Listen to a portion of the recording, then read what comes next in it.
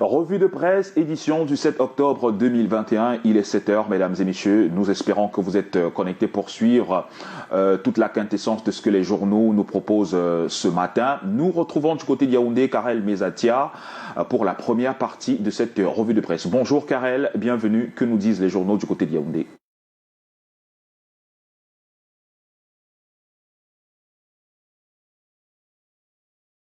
Bonjour Fidjil, bonjour Patricia, mesdames, messieurs, bonjour. C'est avec beaucoup de plaisir que je vous retrouve une fois encore ce jeudi matin. C'est la quatrième sortie. C'est la quatrième sortie de la semaine et donc c'est avec beaucoup de plaisir que je vous retrouve ce jeudi matin pour la lecture transversale des journaux en direct du studio de la cité capitale. On démarre avec le quotidien bilingue national Cameroun Tribune. Le journal de Marie-Claire Nana suit de près le Premier ministre chef du gouvernement qui, vous le savez certainement, est en visite de travail depuis quelques jours dans la région du nord-ouest Cameroun. Le quotidien gouvernemental nous informe ce jeudi matin que le Premier ministre Joseph Diongouté a annoncé aux populations hier la reprise des travaux de construction de la route de Babadjou-Bamenda. Le deuxième jour de la visite de travail de Joseph Diongouté lui a en outre permis de rencontrer un ex-combattant repenti qui s'est lui-même présent. Ils ont certainement échangé sur le bien fondé de déposer les armes pour un retour à la normale dans cette partie du pays. Les travaux de l'axe Bamenda-Babadjou vont donc reprendre incessamment. Le journal de la rue de l'aéroport revient au détail près sur cette annonce du Premier ministre camerounais ainsi que sur ce qui a constitué l'essentiel de son deuxième jour de travail dans cette partie du pays, dans l'article que vous retrouverez en page 2 dans la parution de Cameroun Tribune de ce jeudi matin. The Guardian Post aussi suit de près la visite de travail du Premier ministre camerounais qui a entamé justement une série de dialogues en pidgin pour convaincre les populations du Bamenda. Eh bien, le journal d'expression anglaise de Christianga nous informe qu'après les messages de Joseph Diongouté, des ex-combattants dans le camp des sécessionnistes se sont donc repentis et ont rendu les armes publiquement. Le journal parle de 13 séparatistes qui sémaient la terreur à Bamenda dans le nord-ouest du pays. Ils se sont donc repentis hier alors que Joseph Diongouté poursuivait le travail pour lequel il a fait le déplacement, c'est-à-dire tout mettre en œuvre pour un retour à la normale dans cette partie du pays. Le Guardian Post en parle en plus détail en page 3. Moi, Patrick, signe l'article qui nous renseigne suffisamment sur ce sujet. Info Matin aussi marque un temps d'arrêt sur l'information relative aux mesures déclenchées par le gouvernement pour un cessez-le-feu dans les régions du nord-ouest et du sud-ouest. Le journal de Dieudonné Mveng revient donc sur la visite du Premier ministre Joseph Diongouté à Bamenda. Il y est, vous le savez, depuis le 6 octobre dernier pour délivrer le message de paix du chef de l'État invitant par la même occasion les séparatistes à déposer les armes comme ce fut le cas hier, comme certains l'ont d'ailleurs fait hier. The Guardian Post parlait tout à l'heure de 13 séparatistes qui ont quitté les rangs des sécessionnistes. S'agissant toujours de la visite de travail du Premier ministre chef du gouvernement, le journal L'Épervier Info faisant allusion à la manière dont Joseph Diongouté et sa suite ont été accueillis dès leur entrée dans le nord-ouest appelle à plus de prudence face donc à la démonstration de force des sécessionnistes. Vous vous en souvenez certainement, il y a eu des tirs sur le cortège à Matazem, raison pour laquelle l'hebdomadaire d'information générale d'Hervé Narcisse Yemdi estime qu'il faut faire beaucoup plus attention de ce côté-là. On parle développement local à présent avec le quotidien Mutation. Le journal de Georges Alain Boyoumou nous informe ce jeudi 7 octobre qu'un accord cadre a été signé hier entre une filiale française et l'association Communes et Villes Unies du Cameroun, CVUC, en vue de la mise sur pied de plusieurs unités de transformation du cacao et autres produits agricoles. À marge de la convention, un prototype de voiture conçu et monté au Cameroun a été présenté. Développement local, prise d'assaut, c'est la principale information que livre le quotidien Mutation ce matin. Des précisions à retrouver dans l'article de notre confrère en page 7 de manière beaucoup plus précise. L'initiative du CVUC va certainement booster l'économie dans le pays. Parlant justement d'économie, le quotidien Econews nous informe que les banques se méfient de l'attestation de virement irrévocable. Voici des précisions qu'apporte le journal de François Dibamou. À moins de 10 jours de la date limite de la pose des visas budgétaires pour les contrôleurs financiers, les attestations de virement irrévocables sont beaucoup sollicitées par des hommes d'affaires.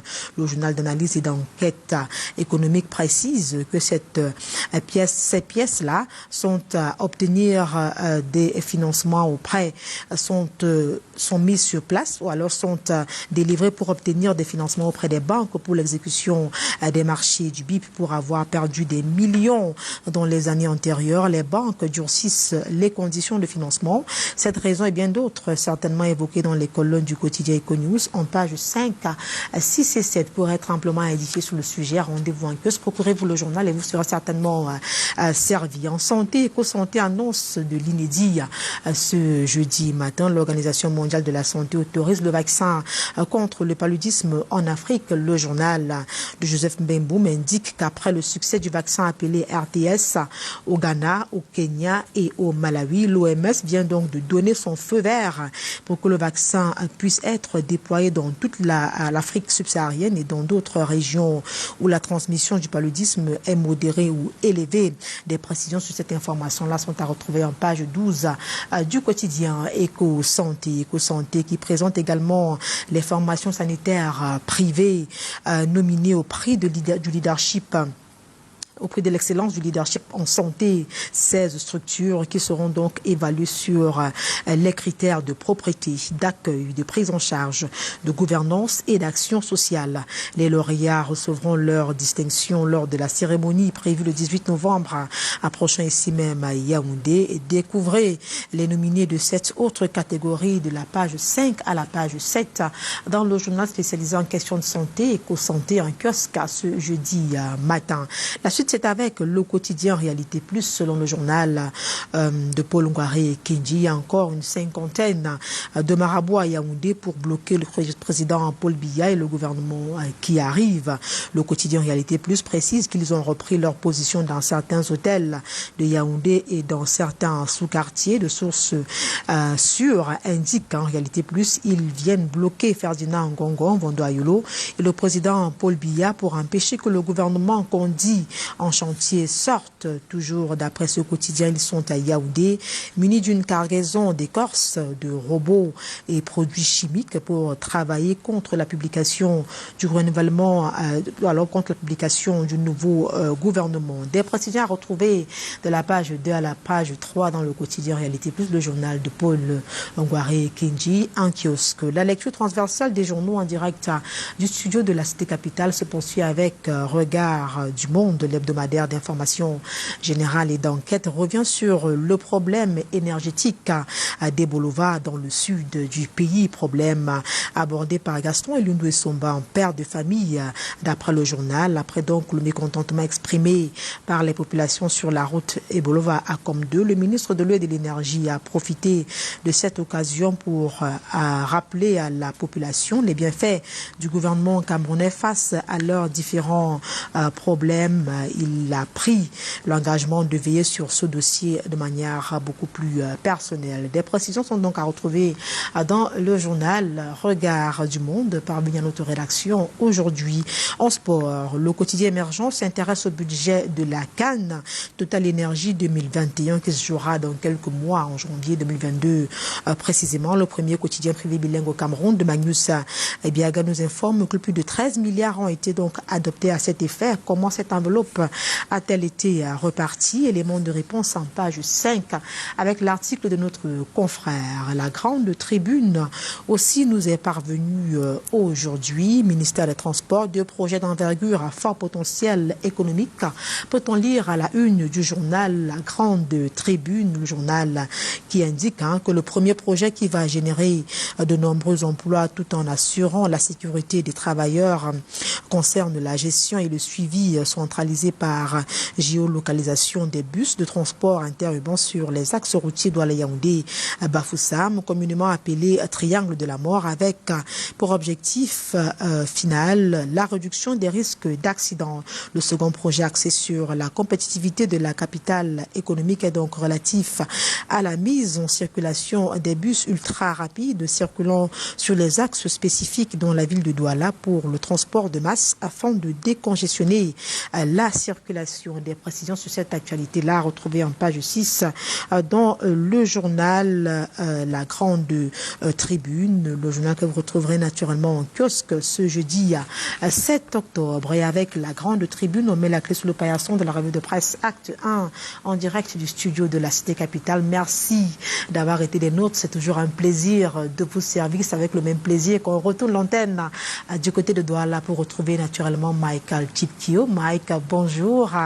Comment vous portez-vous ce matin? En passant, dites-nous ce qui fait la une des journaux du côté de Douala. Bonjour Karel, eh bien, je me porte très bien ce matin, j'espère que vous aussi à Yaoundé. Et on débute ici à Douala avec la nouvelle expression qui nous reparle de la crise sécuritaire et sociopolitique dans les régions du nord-ouest et du Cameroun, avec une question, la question qui taraude tous les esprits depuis quelques jours, mais qui arme des combattants séparatistes dans le nord-ouest et le sud-ouest du Cameroun. Le constat de ce que ces combattants séparatistes utilisent de plus en plus des armes sophistiquées depuis quelque temps pour combattre l'armée camerounaise, fait donc planer cette interrogation qui se pose dans les milieux de l'armée camerounaise et même chez des citoyens ordinaires qui arment les combattants séparatistes. Le journal est allé chercher un article du panafricain Jeune Afrique, du journal panafricain Jeune Afrique, effectivement, qui évoque quelques pistes dans les régions anglophones. Les Amba Boys sont de mieux en mieux équipés. Yaoundé soupçonne donc les sécessionnistes biafrais actifs au Nigeria de leur apporter un soutien logistique. Avec ce constat d'utilisation des armes de plus en plus sophistiquées, la question de l'approvisionnement des milices en armes fait l'objet d'une attention accrue de la part des autorités camerounaises au fil des mois. Les séparatistes qui ont changé leur mode opératoire et sont parvenus à augmenter leur capacité de nuisance, désavantagés numériquement et matériellement à leur début. Ces combattants issus des villages de ces régions montagneuses ont renoncé aux offensives frontales qui tournaient rarement à leur avantage pour multiplier des attaques éclairs, des embuscades et des raids à l'aide des tenues de combat de plus en plus sophistiquées, AK-47 et d'autres pièces d'artillerie légère, souvent dérobées aux forces de défense camerounaises, si bien qu'il est parfois difficile de distinguer ces combattants séparatistes aux militaires camerounais. Voilà donc quelques pistes qui sont explorées par le journal La Nouvelle Expression aujourd'hui sur l'identité de ceux qui arment les combattants séparatistes dans les régions du nord-ouest et du sud-ouest du Cameroun. Le journal va plus loin et parle aussi de nombreuses personnes acquises à la cause de la sécession du Cameroun établies à l'étranger qui aident ces combattants à s'armer davantage sur le terrain. Eh bien, le SDF également réagit à cet accueil d'un autre genre accordé au Premier ministre, chef du gouvernement, hier à Bamenda, dans la région du nord-ouest du Cameroun, après l'attaque du convoi du chef du gouvernement. L'incident survenu dès l'entame de la visite de Joseph Diongouté dans le nord-ouest vient une fois de plus nous rappeler qu'il faut trouver très vite une solution de sortie de cette crise, argue Jean-Robert Wafo, ministre du chef au cabinet du SDF en charge de l'information et des médias, mais il estime par ailleurs et les séparatistes viennent de saboter une lueur d'espoir. Il appelle donc, le SDF appelle à un dialogue, à une discussion entre hommes pour trouver une solution à la crise. Cependant, le journal La Nouvelle Expression note des menaces de démission collective au sein du Rassemblement démocratique du peuple camerounais. Le renouvellement des organes de base de cette formation politique n'ont pas fini d'égrener le chapelet de leur surprise. Des dénonciations, fraudes massives et d'intimidation se poursuivent. Des sons et des menaces de démission au sein de la formation politique se font également entendre. C'est le cas de la section du Mungo Sud, où la colère des militants de ce parti politique reste encore vive jusqu'ici. Ils réclament la nullité du processus électoral, l'annulation de tout ce qui s'est passé, en pointant des fraudes qui ont été observées, des magouilles justement qui ont mis à l'écart certains candidats au cours de cette opération de renouvellement du bureau des organes de base du RDPC. Le Messager se demande pourquoi on n'en parle pas. On ne parle pas de cette opération dans les régions du nord-ouest et du sud-ouest du Cameroun. Le Messager s'interroge et nous apprend aujourd'hui comment le Rassemblement démocratique du peuple camerounais a fui les régions du nord-ouest et du sud-ouest du Cameroun. Depuis le début de ces opérations, on n'a entendu aucun mot au sujet des opérations dans les régions du nord-ouest et du sud-ouest du Cameroun. Pourquoi, s'interroge Soulé Ono-Yolo, pourquoi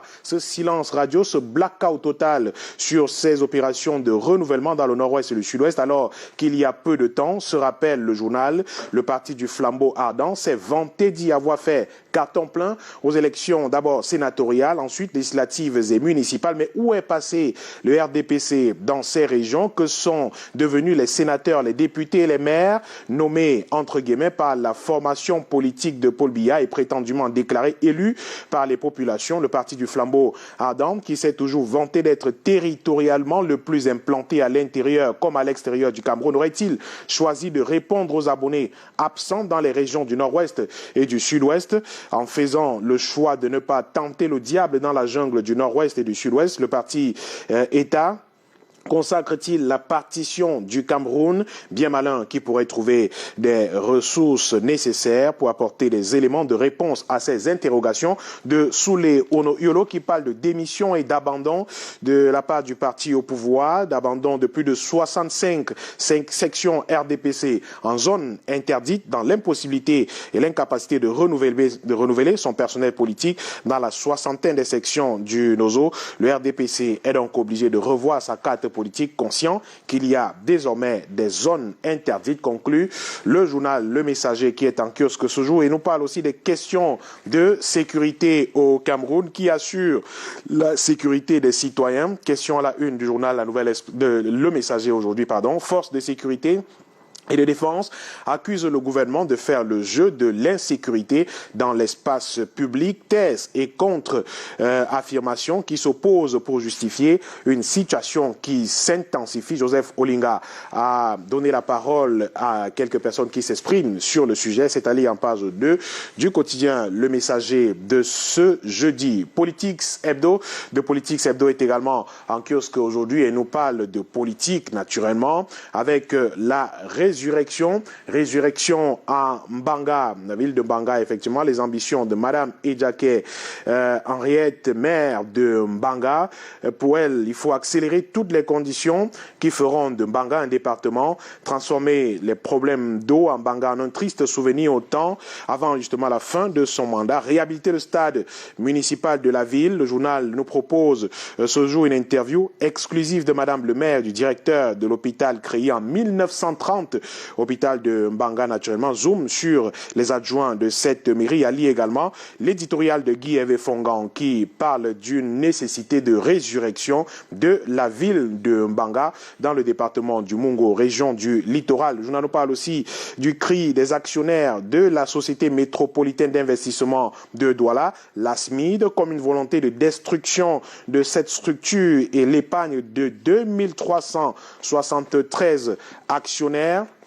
Les cris se font entendre depuis quelque temps, des cris qui sont relayés donc par le journal de Politics Hebdo qui est en kiosque aujourd'hui, qui nous fait une sorte de bilan de cette entreprise, la SMID, qui s'est retrouvée avec la désignation d'un administrateur provisoire en vertu d'une ordonnance, alors qu'elle avait été créée depuis moins de 3 ans et qu'elle n'avait pas déployé ses activités pendant 1 an. Qu'est donc devenue la SMID?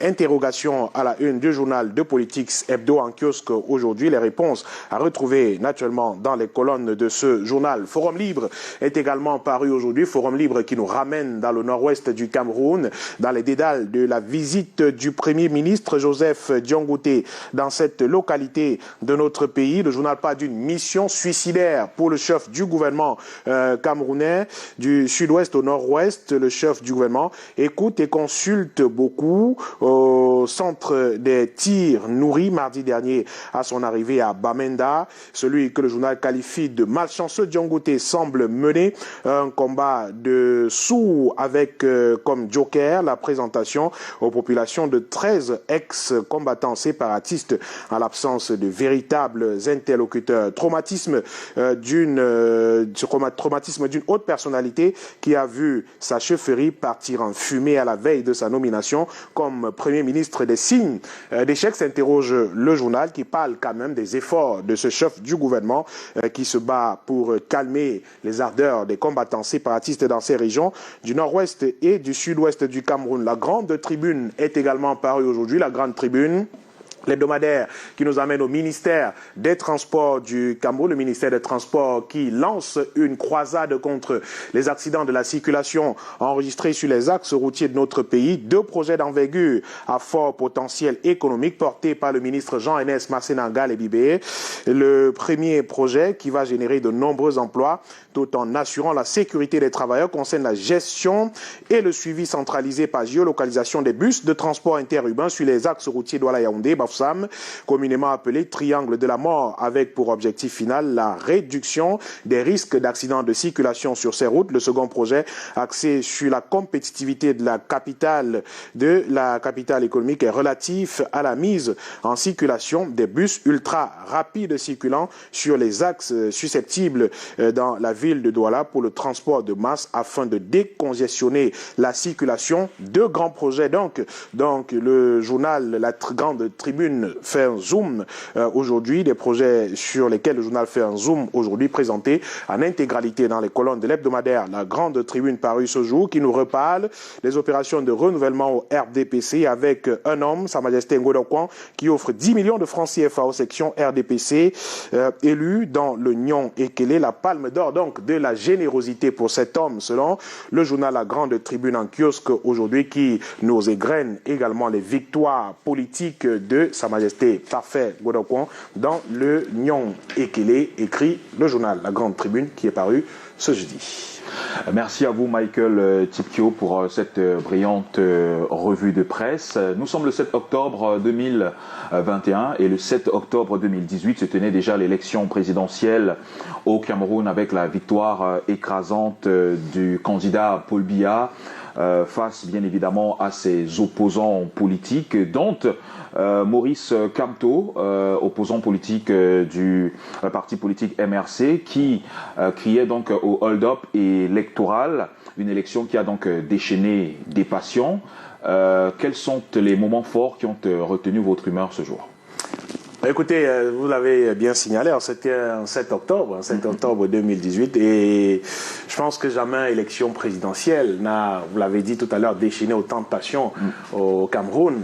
Peut-être qu'il y en a eu par le passé, l'élection de 92 par exemple, mais celle de 2018 fut quand même une élection assez mouvementée au Cameroun, extrêmement mouvementée d'ailleurs, avec d'abord, au départ il faut noter qu'on a eu 21 candidats qui étaient déclarés pour cette élection, ils étaient au nombre de 21, le Conseil constitutionnel après avoir tablé sur les nombreux dossiers Elections Cameroun également, 9 candidats ont été retenus pour aller à la course à cette élection présidentielle avec de nouveaux candidats que l'on a eu pour cette élection présidentielle, de nouveaux candidats tels que Maurice Kamto que vous avez cité tout à l'heure, Cabral Libi du PCRN, le Parti camerounais pour la réconciliation nationale, Akiri Mouna qui s'est désisté au dernier moment pour se rallier à Maurice Kamto que vous avez cité tout à l'heure, de nouveaux candidats qui se sont déclarés candidats à cette présidentielle. Et effectivement, le landéno politique a grandement bougé avec des meetings qui faisaient énormément foule. Souvenez-vous du meeting de Cabral Libi au Stade Sikam de Douala, qui est un grand moment de cette élection présidentielle, avec un monde fou qui a effectué le déplacement pour suivre le jeune candidat, le plus jeune en l'occurrence, à cette élection présidentielle. Il y a eu d'autres grands moments, comme des meetings de Maurice Kamto qui drainaient énormément de foule, comme dans le septentrion du Cameroun, à l'extrême nord précisément, si mon souvenir est exact, qui a drainé énormément du monde, de gens qui sont venus écouter Une fois encore, certains sont dit un peu déçus de ne pas voir le candidat du RDPC sur le terrain pour battre campagne pour cette élection présidentielle, en l'occurrence le candidat à l'époque, Paul Biya, qui était le candidat du Rassemblement démocratique du peuple camerounais. Eh bien, la campagne électorale fut très animée, extrêmement animée, avec des promesses énormes.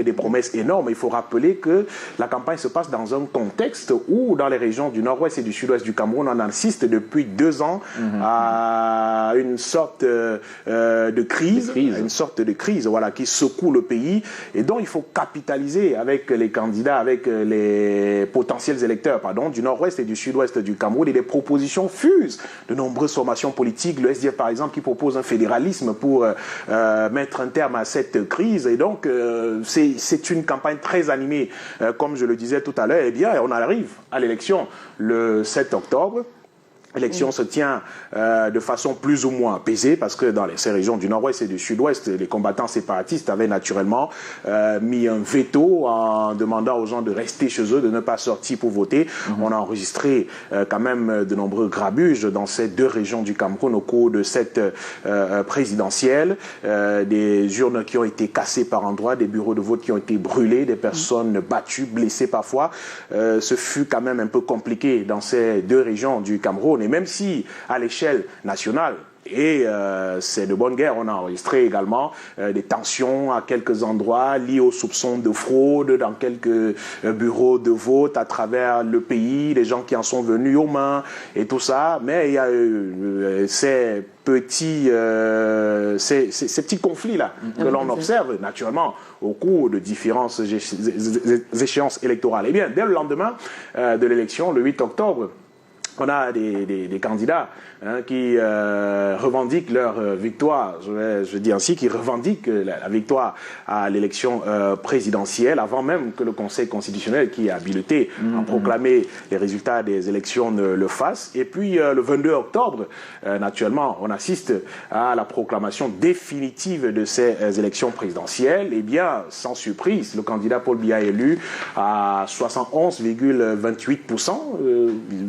18%, quelque chose comme ça, à 71% de toutes les façons, un peu plus de 71%, et puis il est secondé par le candidat qui était considéré comme son principal challenger, Maurice Kamto, qui arrive avec 14%, levé de bouclier au sein de cette formation politique qui estime que l'élection lui a été volée, que son élection lui a été volée. Eh bien, s'ouvre le contentieux post-électoral, de nombreuses formations politiques introduisent des requêtes en annulation totale parfois, et d'autres formations politiques des requêtes en annulation de l'élection. Il me souvient que le MRC avait introduit une requête en annulation de l'élection dans 7 des 10 régions du Cameroun, si mes souvenirs sont exacts. D'autres formations politiques réclament une annulation totale des élections à travers le pays. Eh bien, le contentieux s'ouvre au Conseil constitutionnel. Et vous l'avez dit, cette fois-là, en direct, une première, une fois encore, au cours des élections au Cameroun, en direct de la télévision nationale. On voit des avocats de différentes formations politiques se succéder. Et puis plaider, donner leurs arguments pour justifier le fait qu'ils réclament, qu'ils exigent l'annulation de l'élection. On regarde à la télé comme si c'était des matchs de football. Les gens sont assis devant le téléviseur, suivent, applaudissent parfois, crient. C'est quelque chose d'inédit quand même. C'est irrecevable. Oui, le mot, justement, le mot peut-être le plus utilisé par après, c'était ce mot du président du Conseil, Clément Atangana, le magistrat Clément Atangana, qui, après avoir lu parfois des requêtes qui étaient introduites et tout, d'abord parfois, la requête est recevable sur la forme et irrecevable sur le fond, rejetée, donc carrément. Donc le irrecevable qui revenait à chaque fois. Mais il y a eu des requêtes qui ont été recevables, naturellement, et les échanges entre avocats de différentes formations politiques ont eu lieu. C'était justement ça, ce grand moment de la démocratie là qui s'est exprimé. Et d'aucuns ont à un moment donné même dit que certains regrettaient d'avoir permis que le contentieux se passe en direct. Souvenez-vous, quand le MRC passe le premier jour et puis le second jour, il est question que le SDF passe également pour plaider sa cause devant le Conseil constitutionnel. Et ce jour-là, il semble qu'il y a une menace qui fait état de ce que le contentieux contentieux ne sera plus diffusé en direct et le SDF refuse d'y aller s'il n'est pas diffusé en direct. Finalement, on retient l'option et l'ensemble du contentieux est diffusé en direct de la télévision nationale. Je crois que c'était nouveau, totalement inédit, un grand moment de la politique et peut-être même de la démocratie dans notre pays parce qu'on a écouté les opinions, même si à la fin, certains estiment que c'était simplement pour les caméras, c'était simplement pour faire plaisir aux gens. Mais on a eu des bons moments de passe d'armes, des moments forts, des discussions, des plaidoiries fortes avec des mots parfois durs, mais c'était intéressant tout de même. Et à la fin, le candidat que nous connaissons tous, Paul Biya, a été déclaré vainqueur. Et il est donc président de la République du Cameroun. La grande surprise, une autre surprise de cette élection présidentielle a peut-être été l'échec cuisant, on va le dire ainsi, du SDF, qui a été quand même pendant de longues années le principal parti d'opposition du Cameroun, qui s'en sort avec 0,2%. Avec 2%, pardon, avec 2%, mais c'est quelque chose d'assez grave, d'inédit quand même pour cette formation politique qui s'est trouvée totalement diminuée, grandement frappée dans son âme par cette élection présidentielle et le parti essaie de se ressusciter depuis ce passage à vide, on va le dire ainsi. On a vu avec les échéances de 2019, les élections législatives, municipales, qu'il peine jusqu'ici à se relever réellement. Et la grande surprise, il faut le dire aussi, c'était peut-être l'entrée en scène du parti de Maurice Kamto, le MRC, le Mouvement pour la Renaissance du Cameroun, qui, il faut le dire, a fait un score, le score qu'il continue de rejeter aujourd'hui, de 14%, qui est un score tout de même honorable. Et c'est d'ailleurs l'une des raisons pour lesquelles le parti refuse d'aller aux échéances électorales futures. Il y a eu des élections législatives et municipales qui ont été boycottées par cette formation politique parce qu'elle continue d'estimer aujourd'hui que le code électoral n'est pas assez consensuel pour qu'on ait des élections libres et transparentes dans notre pays et qui réclament à corps et à cri le toilettage du code électoral et certains aménagements qui doivent être apportés à ce code électoral pour que l'on aille à des élections qui peuvent être acceptables, qui peuvent être libres et transparentes. Donc, il y a tant de choses comme ça qui se sont passées lors de ce scrutin de 2018. Je ne vais pas vous écouter. Au regard de tout ça, est-ce que vous avez le sentiment que le but du contentieux, ce poste électoral a été atteint parce qu'aujourd'hui on a l'impression que la pilule est toujours très très difficile à avaler. Peut-être d'autres candidats de l'opposition ont plié les chines finalement, mais parlant justement de Maurice Kamto, président du MRC, je crois que jusqu'ici c'est pas ça. Alors d'après vous, c'est quoi l'avenir politique au Cameroun? On a malheureusement ce qu'il faut noter de négatif à la sortie de cette élection.